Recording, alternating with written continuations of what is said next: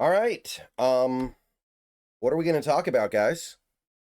What are we going to talk about? That was about as close to perfect as you're going to see in an NFL game.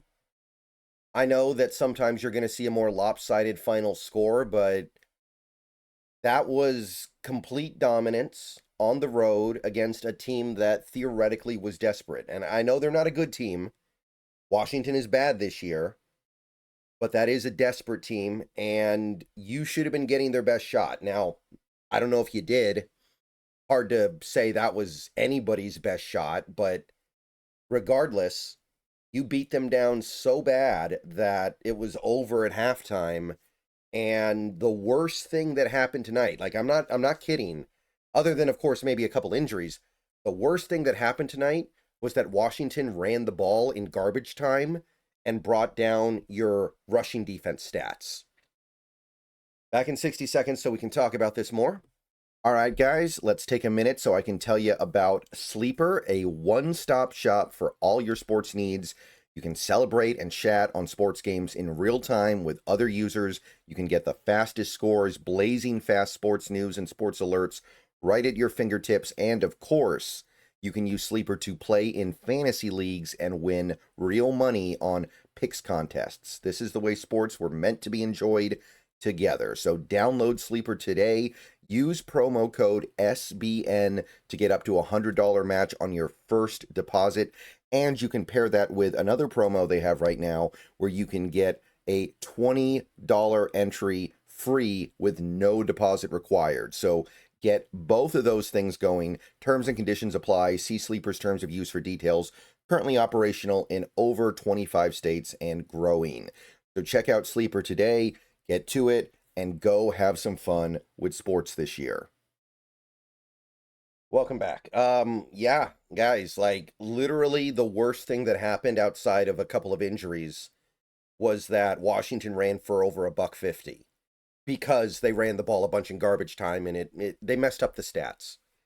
That's all I can think of because offensively, defensively, even special teams, what else can you possibly ask for in a game?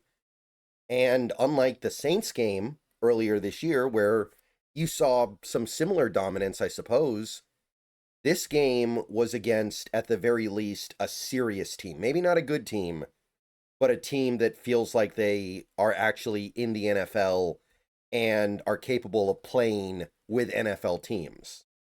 So, yeah, this is going to be kind of a hard video because everything just went so well. And I did have my guard up a little bit because I knew that Washington needed it. Maybe Washington didn't know they needed it, but I knew they did. Their season's basically over now, not just because Jaden Daniels broke his arm, but because they needed this win. And right from the start of the game, everything just worked. Offensively, Sam Darnold was basically perfect in the first half. In fact, maybe he was literally perfect. I don't know. Maybe he was literally perfect in the first half. It took him more than 30 minutes to throw an incomplete pass, and it took him more than 30 minutes to have a drive that did not end in points. And he did this without his number 2 receiver. He did this throwing to guys off the practice squad in the case of Cody White. He did this working with guys that are not players that anybody was really thinking of before this season started for the most part. I mean, I love Torrey Horton. A lot of Seahawks fans love Torrey Horton, but he was not on people's radar as a prolific playmaker for 2025. And he was perfect. He didn't get sacked. He got hit maybe once the whole game. It wasn't until the interception, which was just kind of a goofy play in basically garbage time, where he got a little overzealous, didn't set his feet right, and threw it behind Cody White, where anything went wrong for him. Like for an NFL quarterback, you can't do better than what Sam Darnold did tonight. And again, he's doing this with no Cooper Kupp out there. And I understand that Cooper Kupp isn't some dynamic Pro Bowl elite receiver at this point in his career, but this was not the game where you would have expected Sam Darnold to just go off like that, right? you're very thin at receiver in this game. You got no Bobo, you got no Derek Young. You're going run heavy, you're going tight end heavy. You figure everything is going to be kind of conservative and simple. A lot of check downs to the backs, a lot of short passes to the tight ends. And he's averaging 14 yards per drop back, almost. I don't know what else to say, man. Offensive line, other than some penalties, I thought they were great, especially in pass protection. The running game wasn't great, but, this is something that the Hawks Nest has talked about recently, and I'm starting to come around to this. Maybe the Seahawks offense is just an offense that is going to be bad at running the ball, and it's okay because them being bad at running the ball opens up this explosive, efficient passing attack that makes having that worth it.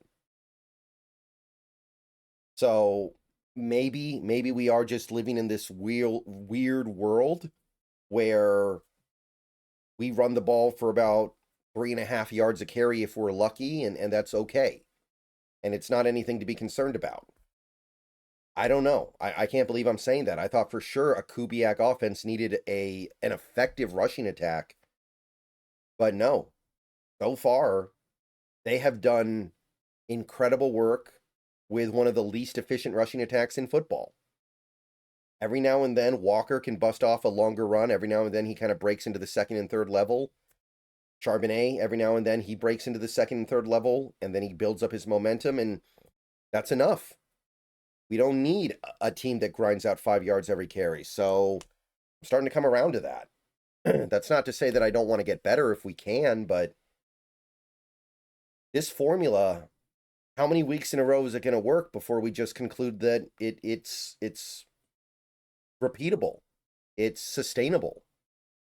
Normally, I look at an offense like this that is top 5 in scoring, but barely above average in EPA and average in success rate. And I think to myself, this isn't going to hold. This is going to fall apart. But this might be a very unique circumstance where that stuff, you just throw it out. And again, like look at the guys. Like our second leading receiver in this game was Cody White, a practice squad guy. So it's not like it's just these players or wizards. No, you can bring in other players. You can bring in players that no one in this league cares or thinks about. Anybody could have had Cody White in this league in the offseason. Anybody could have him right now. He's a practice squad guy, but he goes out there, plays significant snaps, gets a couple targets. Everything's good, man. So this offense, I don't know how they're doing it, but they have found it. It almost feels like a cheese tactic. They're exploiting something that the rest of the league doesn't know about, and it's just kind of like it's taking them a while to catch up. If you give me a minute here to go on kind of a weird tangent, it makes me think of like poker in 2011 when Olashemian started bluff raising Rivers constantly.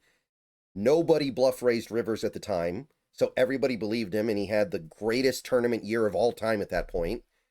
And then a year later, people realized that he was bluff raising Rivers constantly, and they were able to stop him, and he wasn't nearly as good after that. But for a year, he was the greatest poker player of all time.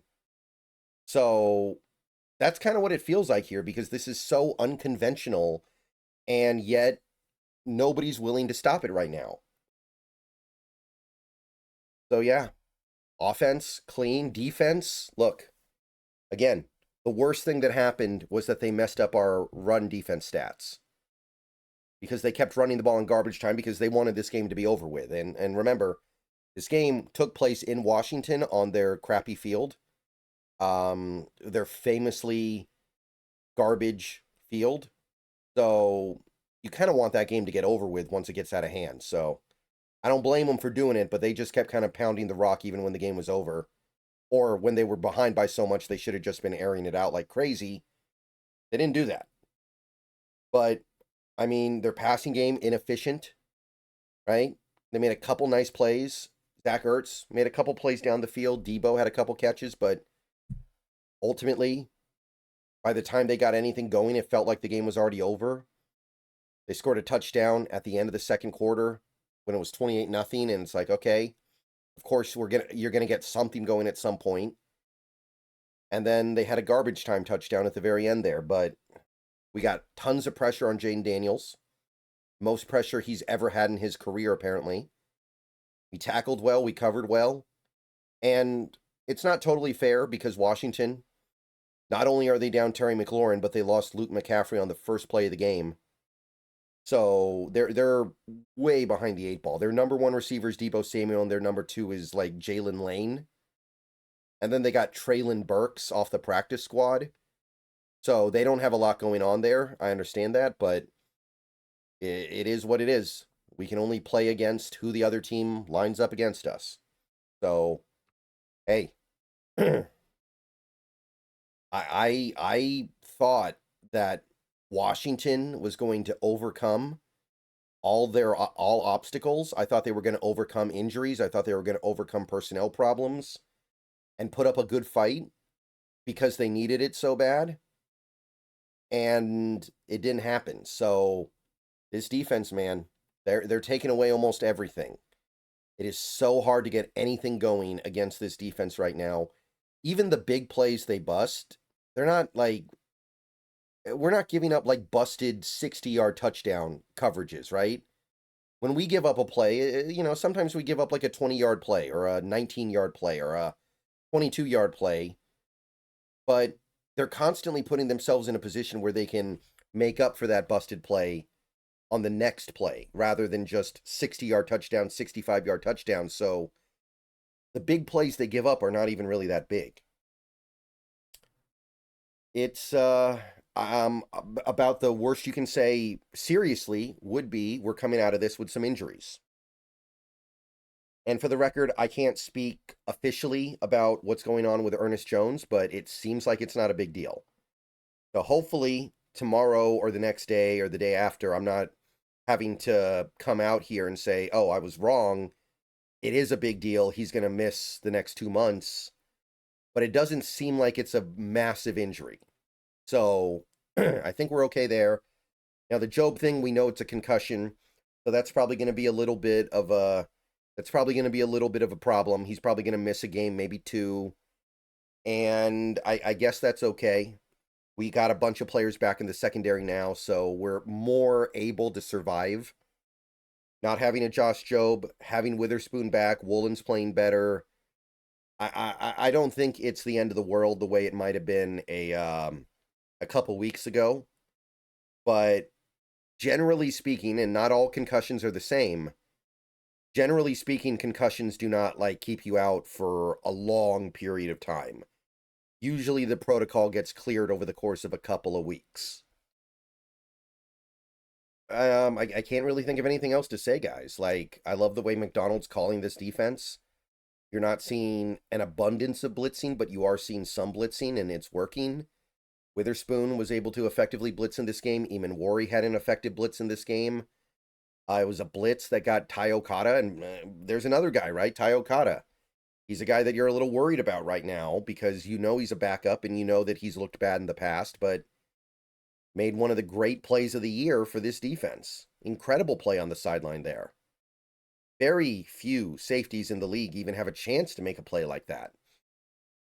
And he actually made it. Like, you would think that maybe he'd come close to making a play like that and you'd still be like, oh, that's a nice try. But he actually made it. Even Tyrese Knight, who I'm not going to say he played great, but he went in there and held his own and did his thing in the second half after Jones got hurt. So there are players on this team that can't be replaced, but it is kind of crazy how this team is able to just keep chugging along even when they lose players. They've done it on defense all year, and admittedly, there probably comes a point where it's just a little too much to overcome. Seahawks haven't really found that point yet. Maybe they found it a little bit in that Tampa Bay game, but a lot of that was because those injuries were mid-game, and they were stacked on top of injuries they already had, like running out of players at edge rusher, basically. So short of that, this team is showing tremendous resiliency And yeah, almost a perfect game on that side. And special teams too. We forced a fumble on special teams. We made the only field goal we kicked. Dixon was good. Horton wasn't great. I guess we bobbled a kick return once, but it was a good day on special teams. We won the special teams battle by a long shot, that's for sure. Yeah, I can't think of much to say. I know I ended up going pretty long on this video because there is stuff to talk about, but broadly speaking, all you can really say is the Seahawks went to work today. We're very close to perfect, and they got out of there. And what else can you ask for? Again, I want to stress this. I don't know about you guys. I had my guard up. I was aware that Washington was this was their last chance. For all we know, they're going to sell at the trade deadline now because of this game. That's what they were trying to stave off here, and you beat them by 24 points in Washington. And maybe we have an advantage on the road anyway. Maybe that's actually a good thing that we're on the road. I don't know, but regardless, I had my guard up for Washington to at least push us to the brink. The game was over in the second quarter instead. Okay. I'm going to go and get out of here, I guess. I'm going to, yeah, I'll stream on YouTube a little later. I know there won't be a ton of people there because it'll be so late, but I haven't done a post-game stream in a while, so I am going to go ahead and do that. But thank you for watching. I mean, right now, this team looks like they can compete with anybody in this league. This is going to be one of those years where it doesn't feel like we have a truly dominant team. It's going to be one of those years where it feels like every team is beatable, every team is fallible. And why not us? That's going to be what like 12 to 14 teams say as we go through this season. As we get to the end of it, every team that makes the playoffs is going to feel like, hey, why not? Why not us? You know, I thought that Philly was going to kind of run roughshod on the league this year. It's not happening. I thought that Green Bay, after they made the Parsons trade, I thought Green Bay was just going to be off to the races. No, not at all. All right. Good stuff, people. Everybody have a good rest of your night. See you guys in stream, probably like an hour from now. And go Hawks.